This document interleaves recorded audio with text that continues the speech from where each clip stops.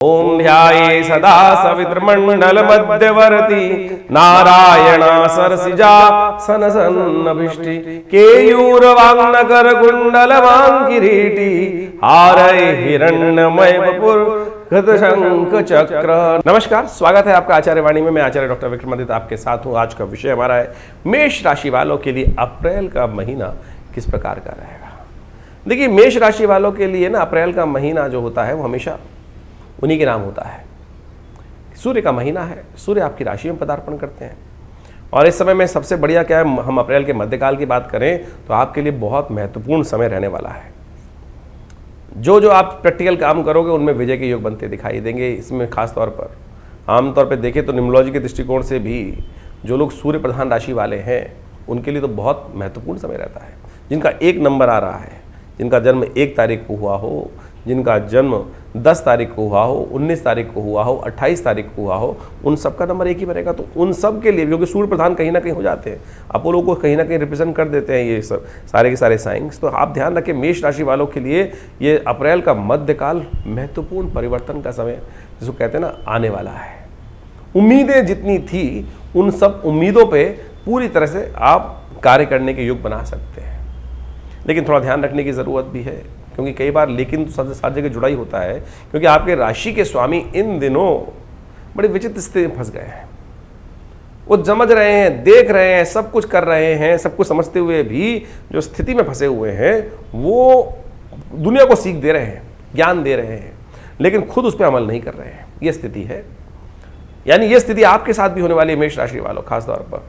क्योंकि आपको बहुत अच्छी चीज़ें दिखाई देंगी, सब कुछ समझ में आएगा, चीज़ों को समझ भी आपकी बहुत बढ़िया रहेगी, लेकिन क्रियान्वयन उतना अच्छा नहीं हो, क्योंकि आपकी राशि के अनुसार से चतुर्ग्रही योग आपके 12वें भाव में बना हुआ है। बुध, शुक्र, शनि और राहु, ये समस्त ग्रह जो हैं, चारों ग्रह जो हैं, चतुर्ग्रही योग जो हैं, ये आपके लिए कहीं ना कहीं कष्ट देने के योग बना रहा है। ये उपद्रवकारी योग माना जाता है, संसार के लिए भी उपद्रवकारी योग बनता है।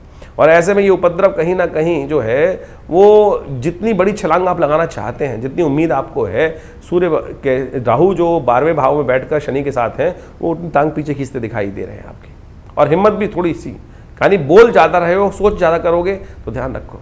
और ऐसे में ध्यान रखने की एक आवश्यकता और है कि ये मन में फ्रस्ट्रेशन बहुत उत्पन्न करता है। ऐसे में जो बच्चे हैं उनका, मेष राशि से जो बच्चे हैं उनका थोड़ा ध्यान रखो, उत्पाती ज़्यादा होंगे, थोड़ा ऐसे में चोट लग सकती है, ध्यान रखते हुए कार्य करना पड़ेगा बच्चों को। क्योंकि 7.5 भी आपकी चल रही है, तुला दान कराएं बच्चों का। खासतौर पर शनि के निमित्त सतनाजे का दान कराएं, बहुत ज़रूरी है, क्योंकि ये स्थितियाँ थोड़ी सी कहीं ना कहीं उपद्रवकारी होती दिखाई दे रही हैं। स्त्रियाँ जो इस राशि से संबंध रखती हैं वो कहीं ना कहीं, क्योंकि मंगल कमज़ोर स्थिति में जा रहे हैं, तो वो कहीं ना कहीं क्लैश में फंस सकती हैं और हो सकता है कि वो लोग उनको साइड करने का प्रयास करें।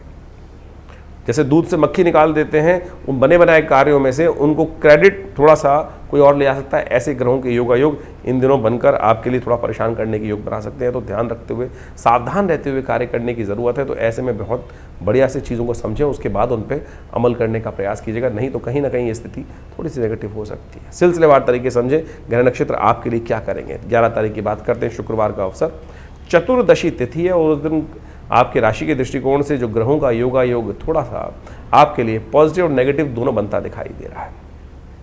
मेष राशि वालों को खासतौर पर ध्यान रखना पड़ेगा।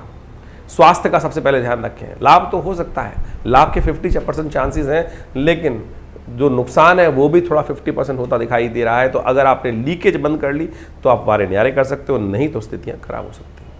एक अच्छी बात यह है कि बुध अब मार्गी हो चुके हैं और वो थोड़ी जल्दी जल्दी वहाँ से 12वें भाव, पनिशमेंट वाले भाव से निकलने का योग बना रहे हैं। तो आप एक काम करें, सबसे अच्छा रहेगा आपके लिए, पीली चीज़ों का दान करें। एक आप पीली चीज़ों का दान करेंगे तो बहुत अच्छा रहेगा। गज केसरी योग बना हुआ है, उसका लाभ भी आपको मिलने के योग बन सकते हैं। पीली चीज़ों का दान, जैसे थोड़ा सा हल्दी का किसी भंडारे में वहाँ दान कर दें, केले का दान कर दें, ये अच्छा आपके लिए रास्ता बन सकता है। थोड़ा स्थितियों इस प्रकार से उपाय करना आपके लिए कल्याणकारी योग बना सकता है। 12 तारीख का दिन शनिवार का अवसर है, पूर्णिमा तिथि है, गज केसरी योग आपकी राशि में निर्माण है, वो आपके लिए कहीं ना कहीं अच्छा कर रहा है, लेकिन थोड़ी सी भगवान की कृपा चाहिए, क्योंकि इन दिनों थोड़ा सा कहीं ना कहीं चंद्रमा आपके 6ठे भाव में बैठकर थोड़ा सा कहीं ना कहीं नुकसान देने के योग बनाते दिखाई दे रहे हैं। स्वास्थ्य का ध्यान रखने के लिए कोशिशें करें, काली उड़द का दान करें, हो सके तो भगवान सत्यनारायण की उपासना करें, सबसे श्रेष्ठ उपाय है। इस दिन हनुमान जयंती है और मंगल जो आपके लिए थोड़ा सा कहीं ना कहीं आपको नेगेटिव प्रभाव उत्पन्न करता दिखाई दे रहा है और कहीं ना कहीं आपको लोग साइड करते दिखाई दे रहे हैं, लोग आपसे टूटते दिखाई देंगे। आपको बोल आपके सामने तो कुछ नहीं बोलेंगे, लेकिन आपके पीठ पीछे आपके लिए थोड़ी सी समस्याएं उत्पन्न करने के योग बना सकते हैं।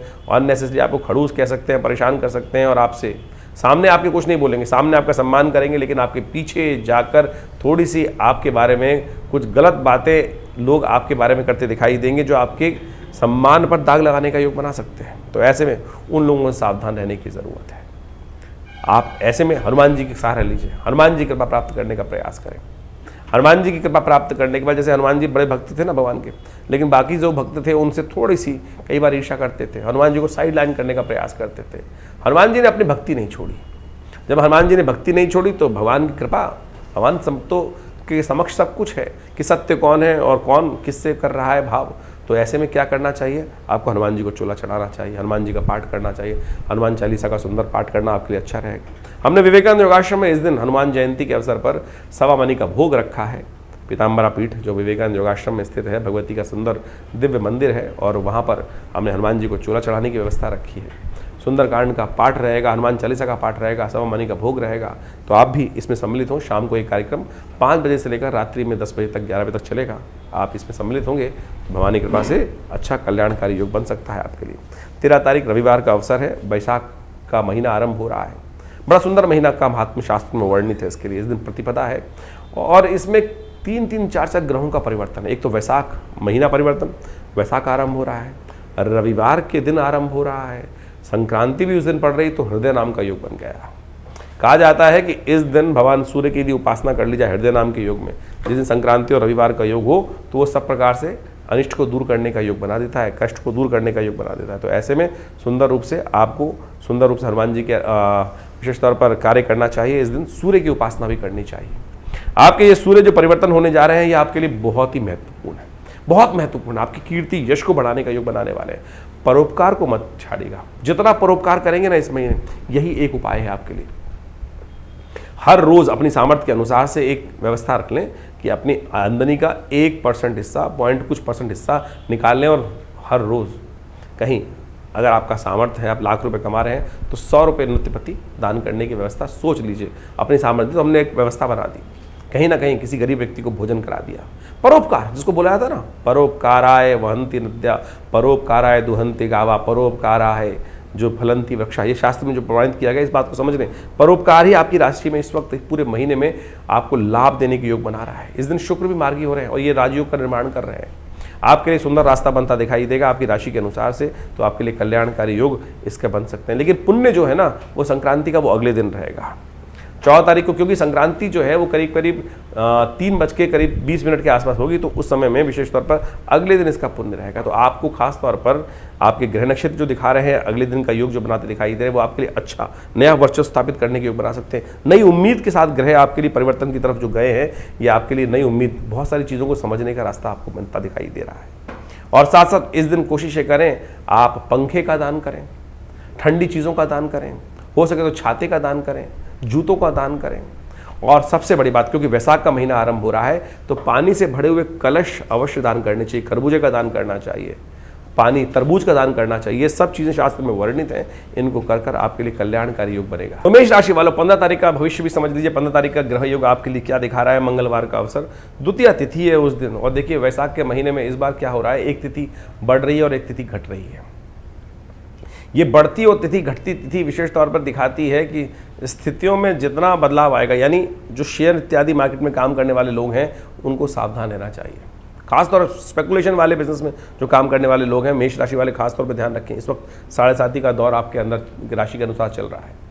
कहीं भी बहुत ज़्यादा कहीं ना कहीं कोई नुकसान पहुंचाने का कार्य कर सकता है। सावधान होकर कार्य करने का प्रयास कीजिएगा। इस दिन का जो दिन है, विशेष तौर पर आपकी राशि के दृष्टिकोण से हम बात करें तो नई उम्मीदों को दिखाता दिखाई दे रहा है। नई उम्मीदें आपके लिए राशि के अनुसार से जागने के योग बनते दिखाई दे रहे हैं। तो ध्यान रखते हुए कार्य करेंगे तो नई उम्मीदों को बहुत सोच समझकर फूंक फूंक के कदम रखने का प्रयास करेंगे। और जो आपके मन में भाव आ रहा है, कई बार क्या होता है, हमारे मन में बहुत सारी चीज़ें भविष्य में, क्योंकि हर एक के मन में कहीं ना कहीं परमात्मा तो बैठा ही है ना। जो कहा जाता है, मुँह को कहाँ ढूंढे रे भैया, मैं तो तेरे पास रे, ना में मंदिर ना में गुट, जो कहा गया अंदर ही तो है, वो अंदर बैठा हुआ इशारा देता रहता है। तो आपकी राशि में ऐसा योग है इस दिन कि जो इंट्यूशन हो रहा है, जो अंदर की आवाज़ आ रही है, सरलता को समझने का आपको प्रयास करना चाहिए, वो गलत नहीं होगी। चाहे वो नुकसान के बारे में बताए, चाहे वो लाभ के बारे में बताए, उस पर थोड़ा ध्यान अवश्य देने का प्रयास कीजिएगा। मंगलवार का दिन है और मंगल आपके थोड़े कमज़ोर चल रहे हैं, आपकी राशि से चतुर्थ भाव में चल रहे हैं, सुख वाले भाव में चल रहे हैं। और ये कहते हैं कि बड़ों का सम्मान करना। सुंदरकांड पढ़िए ना, सुंदरकांड के अंदर सबसे पहली लाइन लिखी है जहाँ से वो चौपाई आरंभ होती है, जामवंत के वचन सुहाए, सुनी हनुमंत अति सुख पाए। इसका मतलब है कि जामवंत अति बूढ़े थे।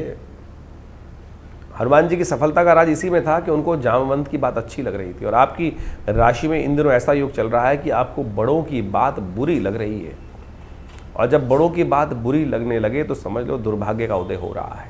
और यदि आपको बड़ों की बात अच्छी लग रही है तो फिर सोचिए आपके पुण्य अच्छे हैं। ऐसे ग्रह योग के अनुसार भी आप अपने जो नहीं तो आप समझ लीजिए बस क्या कहाँ से शुभ है कहाँ से अशुभ है।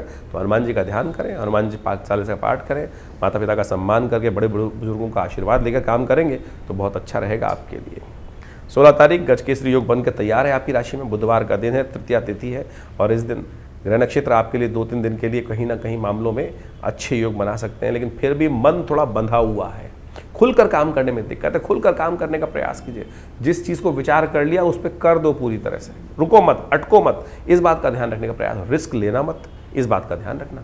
जो बिल्कुल साफ सुथरा काम दिखाई दे रहा है दांव लगा सकते हो, आपकी ग्रह नक्षत्र ऐसे है, लेकिन मन यदि कच्चा है तो फिर मत फंसना इसमें, क्योंकि ग्रह थोड़े से हल्के दिखाई देते हैं। चतुर्थी का व्रत है, विघ्नों को दूर करने के लिए चतुर्थी का व्रत रखें, भगवान गणेश की सुंदर उपासना करें, गणेश जी को पीला पुष्प अर्पित करें, थोड़ा सिंदूर डाल दीजिएगा। देखिए आपकी राशि मंगल प्रधान राशि है, मंगल को शक्ति देने के लिए हनुमान जी को गणेश जी को सिंदूर चढ़ाओ। देखो सिंदूर चढ़ाकर देखिए विजय के योग आपके लिए बनते दिखाई देंगे। सर्वार्थ सिद्ध योग का निर्माण है और साथ में भद्रा भी है। कम से कम दोपहर को 1:20 तक तो ये ध्यान रखिए कि नया कार्यों में हाथ ना डालें। 17 तारीख बृहस्पतिवार का दिन और चतुर्थी तिथि उदया तिथि के रूप में विद्यमान है।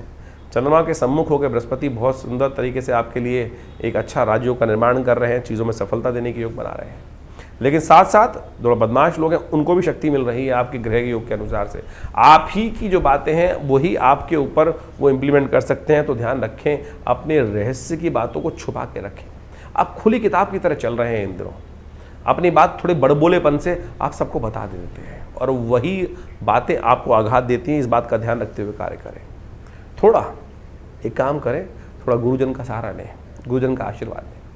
केसर थोड़ा सा नित्यपति भोजन में लेने का प्रयास करें। हो सके तो ब्राह्मणों की सेवा करने का प्रयास करें। मंदिर में जाकर पीली चीज़ों का, पूजा की चीज़ों का दान करें, विप्रजनों की सेवा करें, आपके लिए अच्छा कल्याणकारी योग बनेगा।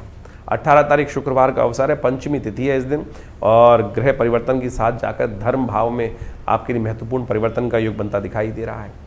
धर्म में आपकी आस्था जागती दिखाई दे रही है और धर्म जहाँ रहेगा धर्म का उदय रहेगा। धर्म से दूर भागोगे, सरलता से कार्य करने की ज़रूरत है, सरलता से कार्य करो। लेकिन ध्यान रखना, सरलता से कार्य करने का अर्थ ये नहीं होता कि सामने बैठा हुआ आदमी आपके लिए थोड़ा सा कहीं ना कहीं नेगेटिव कर रहा हो तो उसको आप भूल जाए।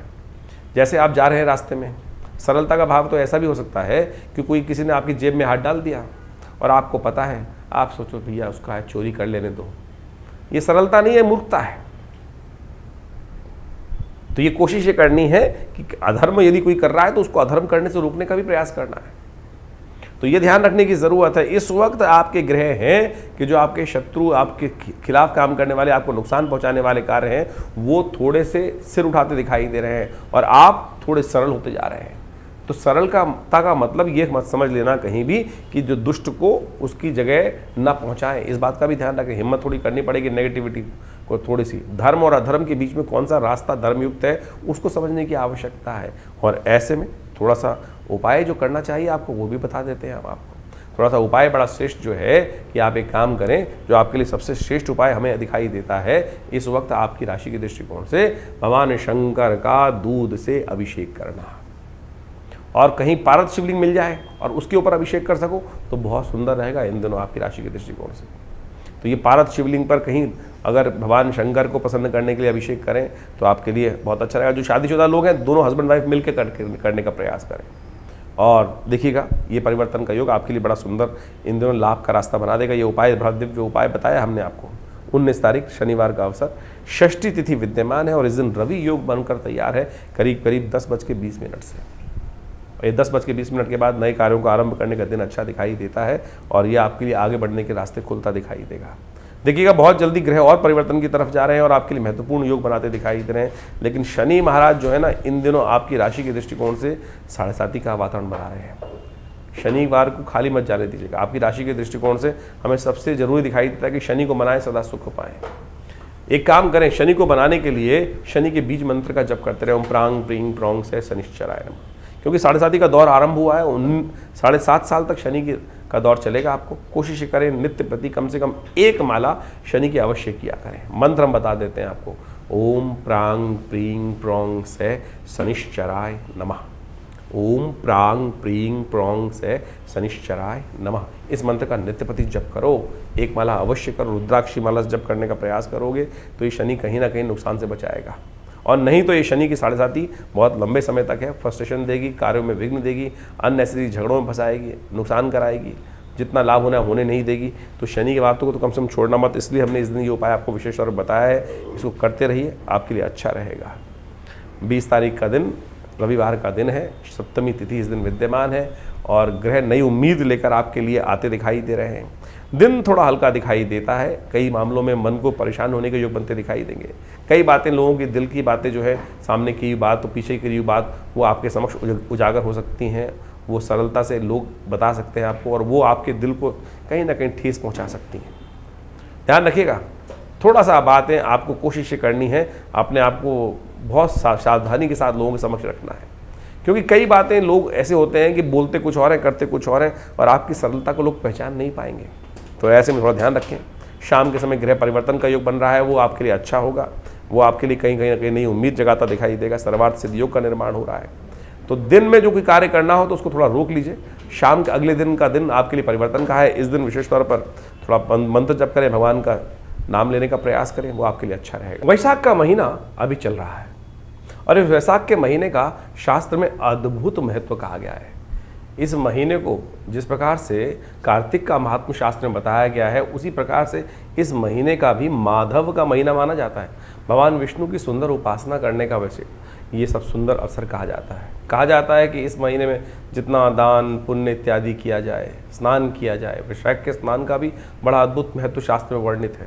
तो इसके अनुसार से शास्त्र में कहा जाता है कि समस्त तीर्थों का जल गंगा के समान हो जाता है, और ऐसे में तीर्थ जलों में स्नान कर कर, तीर्थों में स्नान इत्यादि कर कर पुण्य कर्म करना, पितरों के निमित्त तर्पण इत्यादि करने से समस्त प्रकार के अनिष्ट दूर हो जाते हैं। शास्त्रों में इसी प्रकार की कथा भी वर्णित आती है कि जिसके अंदर अनेक लोगों ने अपने जीवन के कष्टों को दूर करने के लिए, कहा जाता है कि एक समय में एक व्यक्ति रहता था, जीवन में कई प्रकार के कष्ट थे उसके जीवन में, और उसने जब जानना चाहा कि कारण क्या है तो मालूम चला कि पितृ प्रसन्न नहीं है, कहीं ना कहीं पितरों का के प्रति जो दायित्व है वो निर्वाह नहीं कर रहा है। तो इस महीने में उसने पूरा जो शास्त्र विधि के अनुसार से भगवान की उपासना कर कर और तर्पण इत्यादि, यज्ञ इत्यादि, गायत्री का करके सुंदर कार्य किया, उससे पितृ भी निवृत्त हुए, जीवन के कष्ट भी दूर होने के योग बनते हैं। हमारे भी जीवन में कई बार इसी प्रकार के कष्ट चलते रहते हैं, तो हमें इन समस्त योगायोग को लाभ लेते हुए कार्य करने का प्रयास करना चाहिए।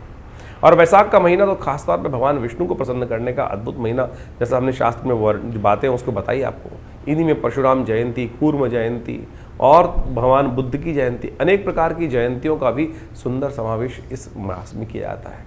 और कहा जाता है कि इस मास में भगवान विष्णु का ओम माधवाय नमः इस मंत्र का जितना जप करेंगे और पीले वस्त्रों का दान करेंगे, गुड़ इत्यादि का दान करेंगे, उस सब से जीवन के कष्ट दूर होने के योग बन जाते हैं। इस महीने में एक बात ध्यान रखनी चाहिए, कहा जाता है कि नए तेल का इस्तेमाल नहीं करना चाहिए। नए तेल का इस्तेमाल जो अभी क्योंकि सरसों इत्यादि बहुत सारी फसलें आती हैं, और उस तेल का इस्तेमाल शास्त्र विधि के अनुसार से कहा जाता है कि नए तेल का इस्तेमाल वैशाख के महीने में नहीं करना चाहिए, और भूमि पर शयन करना चाहिए।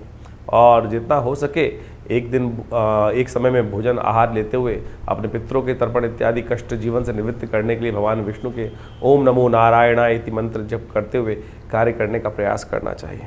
इन दिनों ग्रहों का योगायोग भी बड़ा विचित्र बना हुआ है। चतुर्ग्रही योग लगातार चल रहा है। सूर्य परिवर्तित हो जाएंगे मास के मध्यकाल में, उसके बाद फिर चतुर्ग्रही योग, पहले 5 ग्रही योग चल रहा है, फिर चतुर्ग्रही योग बनकर चलेगा। ये चतुर्ग्रही योग बड़ा प्रलयंकारी योग माना जाता है। इसके कारण से देखा जाता है कि कई बार प्रकृति में अप्रत्यक्ष घटनाएं घटती हैं, रोष बढ़ जाता है। और इस वक्त शनि के साथ राहु और बुध और शुक्र की युति जिस प्रकार से चल रही है, नीति कुनीति के मार्ग लगातार चल रहे हैं। और आप देख ही रहे हैं कि पूरे विश्व में कहीं ना कहीं हर कोने में, चाहे भारत हो चाहे विदेश में, कहीं ना कहीं उठापटक के योग लगातार चल रहे हैं। और ऐसे में ये स्थितियाँ थोड़ी कहीं विकट हो जाए, कोई जरूर ऐसा योग बन रहा है कि विकटता की तरफ स्थिति जा सकती है। तो ऐसे में विशेष तौर पर ध्यान रखते हुए कार्य करना चाहिए। इन दिनों लगातार काफ़ी वर्षों से आप देखें ये स्थिति चल रही है। कारण क्या है? कारण है उसका एक और, यदि इस्लाम के अनुसार से देखा जाए, ज्योतिष हर चीज़ को कालगणना के अनुसार से देखती है। हजरी संवत के अनुसार से 14वीं सदी चल रही है। और 14वीं सदी जो वर्णन किया जाता है कि वो एक धर्म एक पंथ के लिए बहुत ज़्यादा हानिकारक है। और कहा जाता है कि जितना इस वक्त आघात लगातार कुरीतियों पर हो रहा है, शायद उससे पहले कभी नहीं हुआ। इससे ज़्यादा यदि आप लगातार देखें कि एक पंथ की, विशेष धर्म की जो कुरीतियाँ हैं उसके ऊपर लगातार आघात चल रहा है। और इसी कारण से वहाँ पर पूरे विश्व में लगातार जो स्थिति बनी हुई है, अशांति की स्थिति, ये भी एक कारण है। और साथ साथ हमारे यहाँ कालगणना के अनुसार से बीसी कही जाती है। ये दौरान रुद्र की बीसी चल रही है और 20-20 वर्षों की गणनाएँ की जाती है। और साथ साथ हजरी संवत का अंतिम काल चल रहा है। तो ये कहीं ना कहीं विश्व को अशांति की तरफ ले जाता हुआ माहौल बनता दिखाई दे रहा है।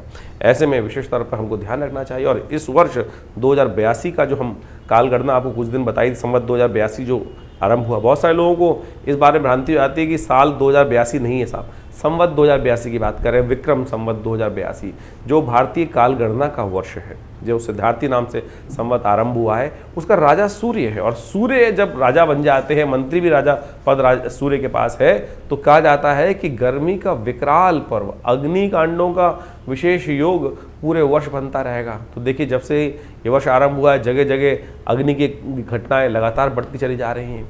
तो ऐसे में हमको थोड़ा सा ध्यान रखते हुए कार्य करने का प्रयास करना चाहिए। योगायोग जिस प्रकार के बन रहे हैं वो कहीं ना कहीं नेगेटिव तरफ, अशुभता की तरफ ले जाते दिखाई दे रहे हैं। प्राकृतिक आपदाओं का ये चतुर्ग्रही योग है, प्राकृतिक आपदाओं का योग भी बोला जाता है। और जब से ये योग बना है, देखें भारत के, विश्व के कितने कितने भागों में भूकंप, प्राकृतिक आपदाएं, बाढ़ इत्यादि के, तूफान इत्यादि के योग लगातार बनते दिखाई दे रहे हैं। और सबसे बड़ा जो ये कुचक्र का योग जो है, ये कहीं ना कहीं विश्व में अशांति की तरफ ग्रह योग बनाता दिखाई दे रहा है। तो ऐसे में आप अपने भाग्य को सुदृढ़ करने के लिए जो आपको ग्रह गणना हमने बताई उसके अनुसार चलने का प्रयास करेंगे तो बहुत अच्छा रहेगा। ग्रह गणना विशेष तौर पर समस्त कष्टों को निवारण करने की तरफ जाती है।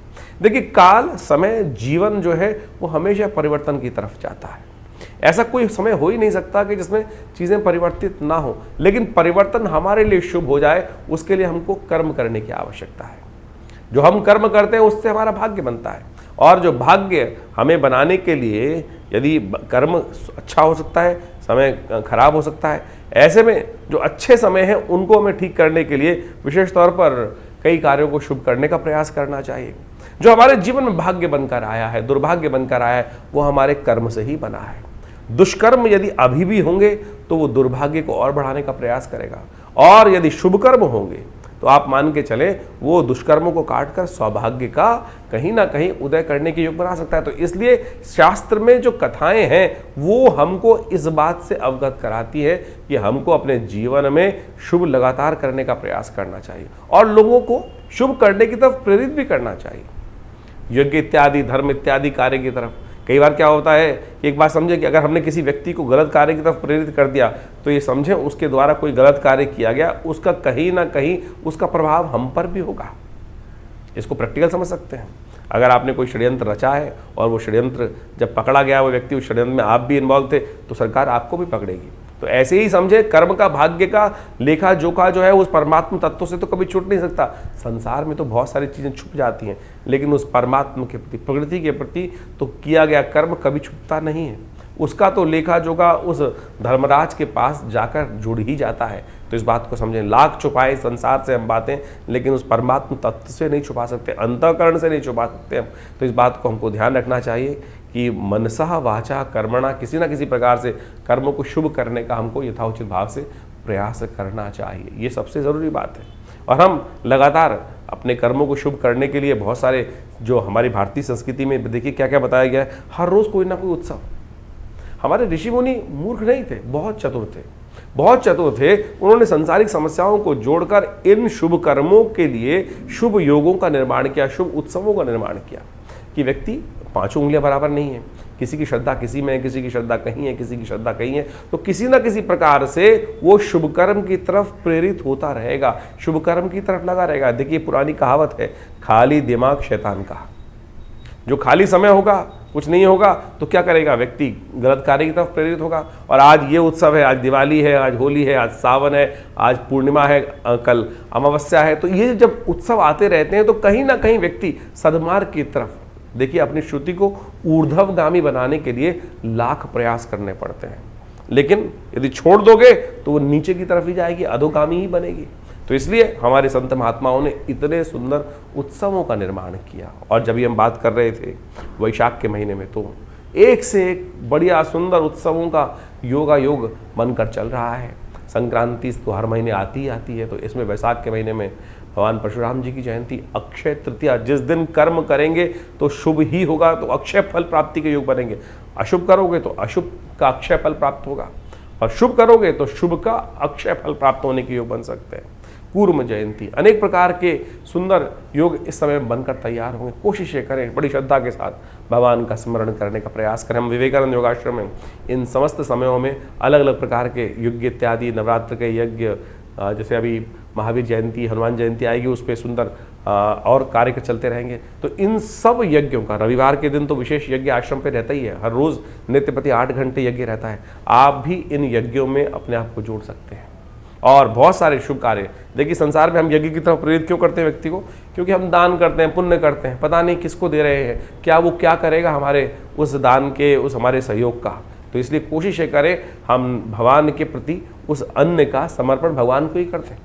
द्रव्य यज्ञ जो है, जिसके अंदर आहुति दी, अन्न इत्यादि की, चावल इत्यादि की, घी इत्यादि की, वो भगवान को ही समर्पित कर दी, तो वो अग्नि के माध्यम से उस देवता तक पहुंच जाती है। तो क्या होगा? सबसे शुभ कर्म। तो तेरा तुझको अर्पण, क्या लागे मेरा। तो इस भाव को हमको ध्यान रखते हुए कार्य करने का प्रयास करना चाहिए। समय समय पर जो उत्सव रहते हैं उन सब के बारे में हम आपको अवगत कराते ही रहते हैं। तो आप भी जुड़िए संस्थान से, और हर रविवार को जो यज्ञ सामूहिक तौर पर यज्ञ होता है, वैसे तो नित्य प्रति यज्ञ होता है, रविवार वाले यज्ञ में सब लोग आकर उस यज्ञ में बैठ सकते हैं। सुबह 8 बजे से लेकर करीब करीब 11 बजे तक ये कार्यक्रम रहता है। माँ भगवती के दरबार में अपनी उपस्थिति दीजिए। माँ भगवती का जो सुंदर श्री विग्रह है उसके बारे में हमने कई बार आपको बताया है। ये 400-500 साल पुराना भगवती का दिव्य श्री विग्रह है जो हमारे आश्रम में विराजित है।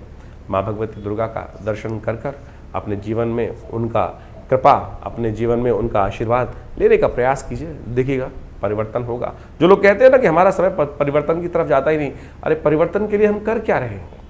हम सपनों में संसार बुनने का प्रयास कर रहे हैं, विचारों में सपनों को बुनने का प्रयास कर रहे हैं। प्रत्यक्ष कर्म क्या कर रहे हैं? यदि प्रत्यक्ष कर्म सही रूप से करें, चाहे वो साधना हो, चाहे वो मंत्र जप हो, तो देखिएगा ऐसा हो नहीं सकता कि समय परिवर्तन की तरफ ना जाए। विचार शुभ रखते हुए हमको अपने आप को शुभ कर्म की तरफ प्रेरित करना चाहिए। यही कल्याण का मार्ग।